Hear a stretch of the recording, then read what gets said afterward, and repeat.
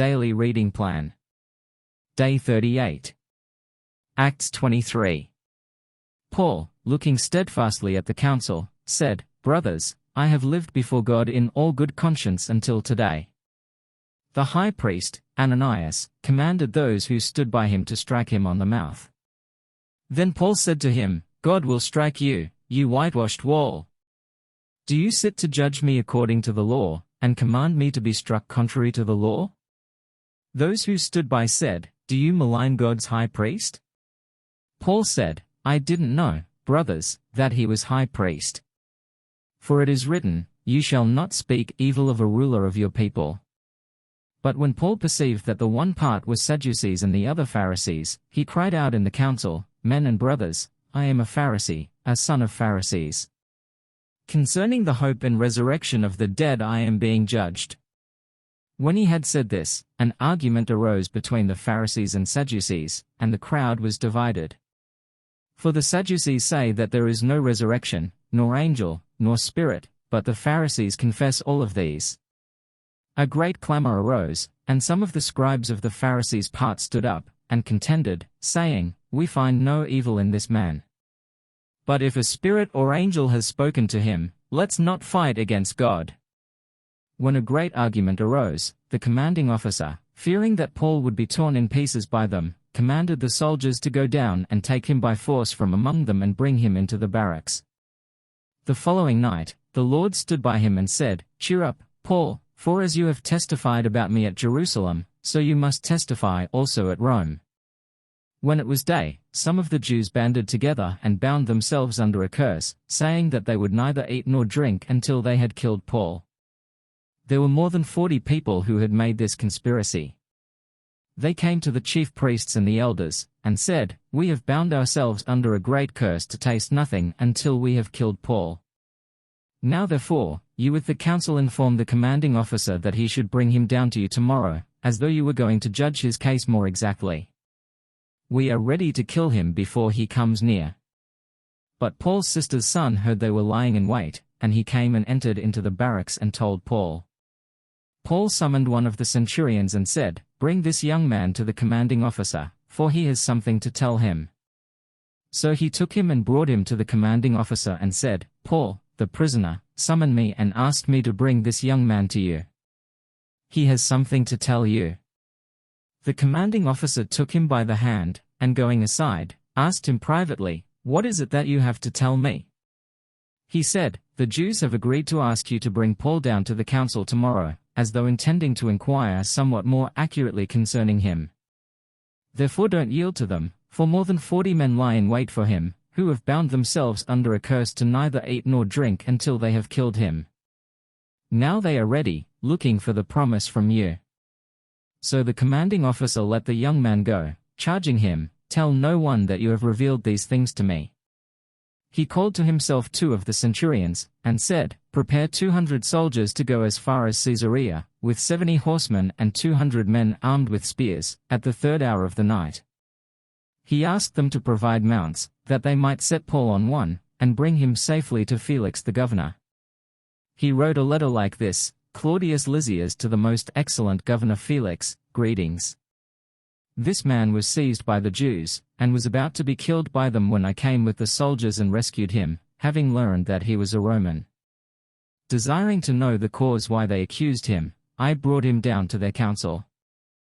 I found him to be accused about questions of their law, but not to be charged with anything worthy of death or of imprisonment. When I was told that the Jews lay in wait for the man, I sent him to you immediately, charging his accusers also to bring their accusations against him before you. Farewell." So the soldiers, carrying out their orders, took Paul and brought him by night to Antipatris. But on the next day they left the horsemen to go with him, and returned to the barracks. When they came to Caesarea and delivered the letter to the governor, they also presented Paul to him. When the governor had read it, he asked what province he was from. When he understood that he was from Cilicia, he said, "I will hear you fully when your accusers also arrive." He commanded that he be kept in Herod's palace. Acts 2:3-1-3-5. Acts 24. After 5 days, the high priest, Ananias, came down with certain elders and an orator, one Tertullus. They informed the governor against Paul. When he was called, Tertullus began to accuse him, saying, "Seeing that by you we enjoy much peace, and that prosperity is coming to this nation by your foresight, we accept it in all ways and in all places, most excellent Felix, with all thankfulness. But that I don't delay you, I entreat you to bear with us and hear a few words. For we have found this man to be a plague, an instigator of insurrections among all the Jews throughout the world, and a ringleader of the sect of the Nazarenes. He even tried to profane the temple, and we arrested him. By examining him yourself you may ascertain all these things of which we accuse him." The Jews also joined in the attack, affirming that these things were so. When the governor had beckoned to him to speak, Paul answered, "Because I know that you have been a judge of this nation for many years, I cheerfully make my defense, seeing that you can verify that it is not more than 12 days since I went up to worship at Jerusalem. In the temple they didn't find me disputing with anyone or stirring up a crowd, either in the synagogues or in the city. Nor can they prove to you the things of which they now accuse me. But this I confess to you, that according to the way, which they call a sect, so I serve the God of our fathers, believing all things which are according to the law, and which are written in the prophets, having hope toward God, which these also themselves look for, that there will be a resurrection of the dead, both of the just and unjust. In this I also practice, always having a conscience void of offense toward God and men.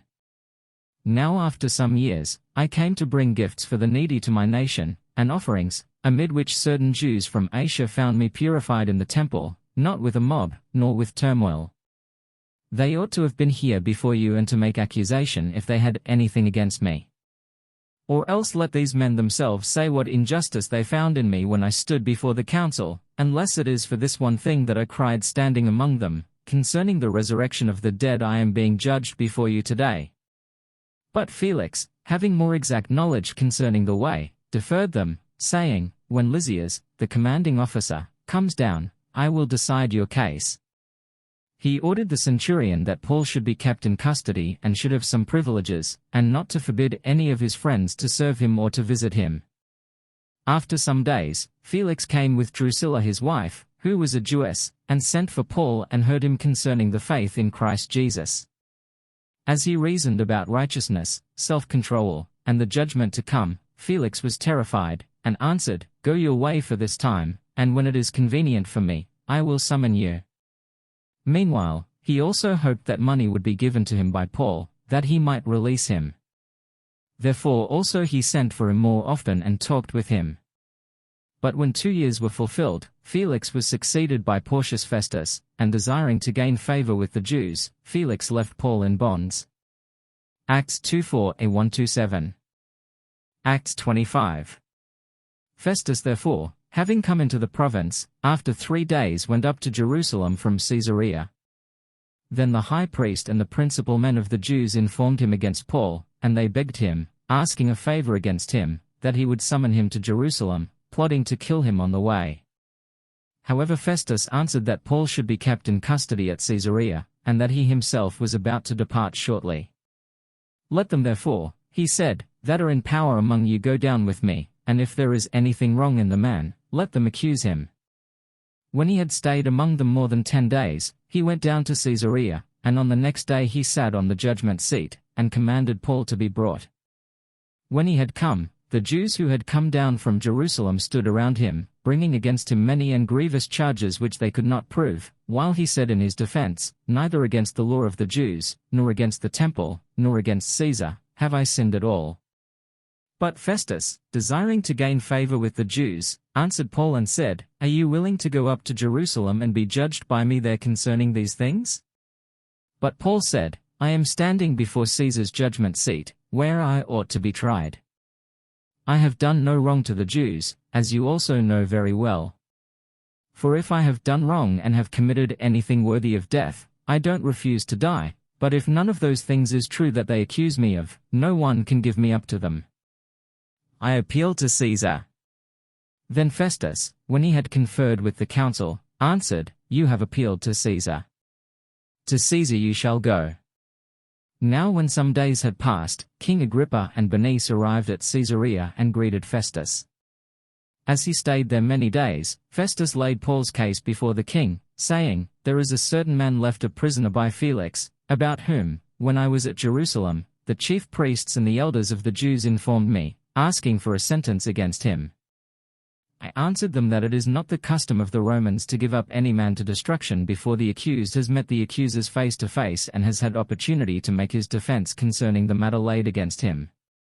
When therefore they had come together here, I didn't delay, but on the next day sat on the judgment seat and commanded the man to be brought. When the accusers stood up, they brought no charges against him of such things as I supposed, but had certain questions against him about their own religion and about one Jesus, who was dead, whom Paul affirmed to be alive. Being perplexed how to inquire concerning these things, I asked whether he was willing to go to Jerusalem and there be judged concerning these matters. But when Paul had appealed to be kept for the decision of the emperor, I commanded him to be kept until I could send him to Caesar." Agrippa said to Festus, "I also would like to hear the man myself." "Tomorrow," he said, "you shall hear him." So on the next day, when Agrippa and Bernice had come with great pomp, and they had entered into the place of hearing with the commanding officers and the principal men of the city, at the command of Festus, Paul was brought in. Festus said, "King Agrippa, and all men who are here present with us, you see this man about whom all the multitude of the Jews petitioned me, both at Jerusalem and here, crying that he ought not to live any longer. But when I found that he had committed nothing worthy of death, and as he himself appealed to the emperor, I determined to send him, of whom I have no certain thing to write to my lord. Therefore I have brought him out before you, and especially before you, King Agrippa, that, after examination I may have something to write.